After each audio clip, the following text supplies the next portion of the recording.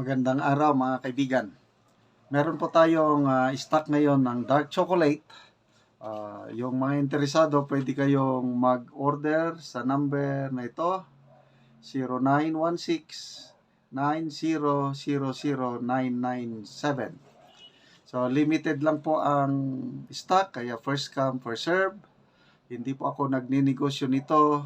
Araw-araw lang akong umiinom dahil napakasustansya, napakasarap. Pure organic cacao o tablia sikwati. Gusto ko lang din matulungan ang mga farmers sa Bukidnon na nagtatanim ng cacao, kaya ina-advertise ko ang kanilang produkto.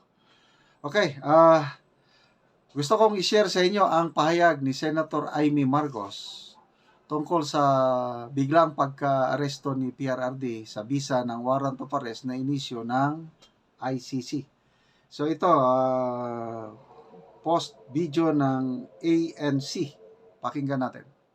Na rin po tayong pahayag mula sa kapatid ng Pangulong Ferdinand Marcos Jr. na si Senator Amy Marcos sa pag-aresto sa dating Pangulong Duterte. Narito ang statement ng Senador. Oo naman, oo. Mga waray naman tumutulong. Ito nga lang, namang problema ako. Medyo nabigla ako sa pangyayari na inaresto si Presidente Duterte. At hindi ko maniwala eh.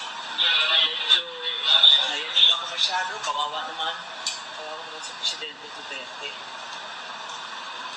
So what is your reaction comment to that? As a friend. As a friend. Well, ang akin kasi, hindi na tayo natuto. Gulo lang ang dulot nito. Hindi na tayo natuto. Itong paulit-ulit ay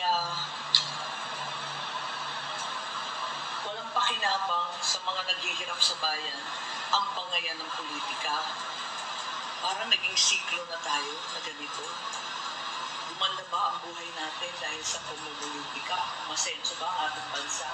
Hindi na tayo natuto. So, sa lahat ng nakakahiyang yugto sa ating politika, gantihan ng gantihan, awayan ng awayan. Yumaman ba? Nabusog ba? Sumaya ba ang taong bayan? Yun na lamang ang tanong ko. Kung awa talaga ako. Naawa ako sa tatay ko noong 1986. Naawa din ako sa mga sunod-sunod na pangulo, kay ERAP, kay GMA. Gulo lang ang dulot nito. Hindi na tayo natuto. Paulit-ulit na lang tayo. May plano ka nang bisitahin si Pasaluna? Tignan natin kasi mukhang wala namang pinapapasok. Ang akin lang emotionally. Talagang awang-awa ako sobra. Anong initial reaction mo? Did you cry? Sorry. Nangangayak ka ba? Well, nagulat ako. Nandun ako papunta ako sa Palumpo nung nabalitaan ko na hininto. Awang-awa nga ako. Paano mo ko nalaman mo? Kasi matanda na, di ba? Parang sa tatay ko, nung nangyari ko, nakakaawa din. May nag-inform sa'yo ba? Or through Text po. Mga news. Kayo, mga media. Anong panawagan mo sa Malacanang? Wala pa siguro. Ma'am, ano na yung masasabi mo na walang actual na warrant of arrest na isipin? Di ba ako makapag-comment? Di ba ako nakauwi sa Manila para malaman ng facts? Ang akin lang ay talagang hindi ko makapaniwala at awang-awa talaga ako. At parang nagre-replay sa utak ko yung nangyari sa ibang pangulo. Kung sabi, war against when daw yung related. Hindi ko alam. Yun lang nabasa natin. Gusto ko makita. Yung warrant of arrest. Meron pinadala sa akin pero hindi ko alam kung authentic o hindi. You want pinawara? Sir, I don't know. I'm not sure if it's real. Alam mo mga fake news na yun. So, ayoko mag-comment until such time as I'm able to be updated on the actual situation. In the meantime, maawa talaga ako. So ayun po, napakinggan natin ang pahayag ng Senadora. Awang-awa siya sa dating Pangulong Duterte. In the same manner na bumabalik sa alaala niya yung nangyari sa kanyang ama, Pangulong Marcos Sr. At yun din, nangyari kay Pangulong ERAP, Pangulong Arroyo. Okay, magbasa lang tayo sa mga comments, ano? Nako, ito, malilit. Huwag iboto yan. Big no to Amy Marcos. No vote for Marcos. Isa ka rin, Amy. Kasabwat ka pati kapatid mo. Playing safe, playing kind, but true ang sabi niya. Sana by heart. Never to Marcos again. What a shame. Big no to Amy Marcos. Anyway, so yun na. Nakakalungkot nga. Ako rin. Nalulungkot din ako ngayon. Kaya lang wala akong magawa. Yung tanong ni Senator Amy, ito ba nakakatulong sa taong bayan? Magdudulot ba ito ng kaginhawaan ng mamamayang Pilipino? So, sobrang pamumulitika. Ang akin lang, gumagana pa man, umiiral pa man ang hustisya sa ating bansa. Buhay na buhay ang hustisya. Tingnan nyo, yung Supreme Court, yung mga petition isinasampa sa kataas-taasang hukuman, PhilHealth issue, constitutionality ng GAA, impeachment ni VP Sara, uma-action sila. So, bakit hindi dito litisin ang Pangulong Duterte? Wala, as far as I'm concerned, wala pa akong malala na naisampang kaso laban kay Pangulong Duterte related sa kanyang war on drugs. Ang meron lang, yun lang, inciting to sedition, na sinampa ng CIDG Chief General Torre related sa kanyang joke remarks. So, pagdating sa war on drugs, wala mang naisampa. Di ba ang recommendation ng Quadcom, sasampahan siya ng kaso? O nasaan yung kaso? Wala naman.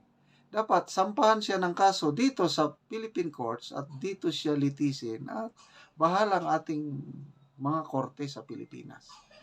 Ito ngayon, dahil nakipag-cooperate ang Marcos administration sa ICC, inuli nila ang dating Pangulo at I don't know kung totoo yung balita, ngayong gabi dadalhin na si Pangulong Duterte sa Netherlands via private plane. I'm not sure kung totoo yung balita na yun. So ipagdasal na lang natin ang dating Pangulong Duterte. So, salamat mga kaibigan sa inyong palaging panunod sa ating mga videos. Nakakatulong po kayo ng malaki sa Tribong Talandig dahil ang income sa channel na ito, namimigay tayo ng yero at pako sa tribo para maayos, ma-repair nila ang sira-sira nilang bahay. Panoorin nyo ang video na ito. Muna pod ni ang balay sa Dunggawon, kadtong pagubaon na iyang balay. Ayo, ante. Dayon na. Oo, ante, maingod to ante. Oo, dayon ko ante si imong balay ante. Oo, so muna ni ante imong balay nga kagubaon na. Oo, tanawa ante ang bolsot. Oh, kuha na gyud. Wala na gyud ni ante ba? So naa pa kay bana karon ante, wala na. Naanap pa. Naa pa kay bana. Ay, so mo na ni ang inyong balay ante ba? Nga kuan na siya kagubo na ang inyong balay. O mo na ni ang ilang balay ilang ante nga sako lang in town ang dingding. O, mo na ni ang ilang gipuy-an nga lisod gyud kaayo. Kay bolsot kaayo ang ilang hero. Ug asa man mo ante galuto? Galungag. O atong tan-awon po anti ang inyong galungagan.